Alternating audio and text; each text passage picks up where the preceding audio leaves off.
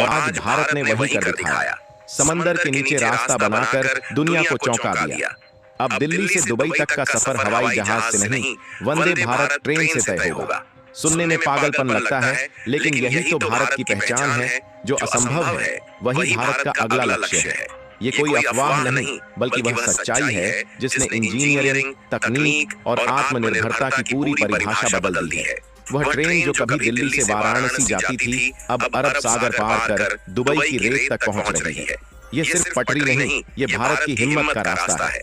सोचिए, सुबह सराय रोहिल्ला स्टेशन से ट्रेन पकड़ी और शाम तक बुर्ज खलीफा के सामने उतर गए। कोई वीजा लाइन नहीं, कोई एयरपोर्ट की भीड़ नहीं, बस एक भारतीय ट्रेन जो हवा की रफ्तार से समंदर के नीचे दौड़ रही है। यह है वह पल जब भारत ने साबित कर दिया कि सपनों की कीमत केवल वही समझ सकता है जो उन्हें साकार करने की जिद रखता है।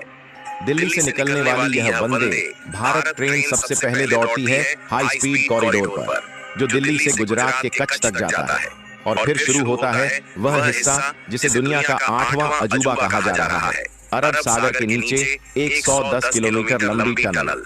दबाव, गहराई और खतरे तीनों अपनी हद पर थे, लेकिन भारत ने कहा रुकना नहीं है।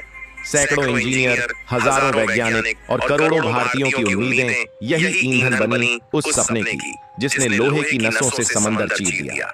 इस टनल में ऐसी टेक्नोलॉजी लगाई गई है जो समुद्र के नीचे भी हवा का दबाव और तापमान संतुलित रखती है। खास एआई सिस्टम ऑक्सीजन लेवल नियंत्रित करता है।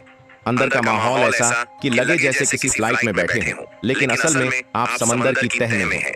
खिड़कियों पर लगी एआर विंडो मछलियों, व्हेल और पानी की दुनिया को 3D में दिखाती है। हर दृश्य ऐसा कि लगे जैसे भारत ने विज्ञान को कला में बदल दिया हो। जैसे ही ट्रेन ओमान की धरती पर पहुंचती है, बाहर का नजारा पल भर में बदल जाता है। पानी का नीला रंग सुनहरी रेत में बदलता है, ऊंटों के झुंड नजर आते हैं और हवा में आता है रेगिस्तान की गर्मी का एहसास।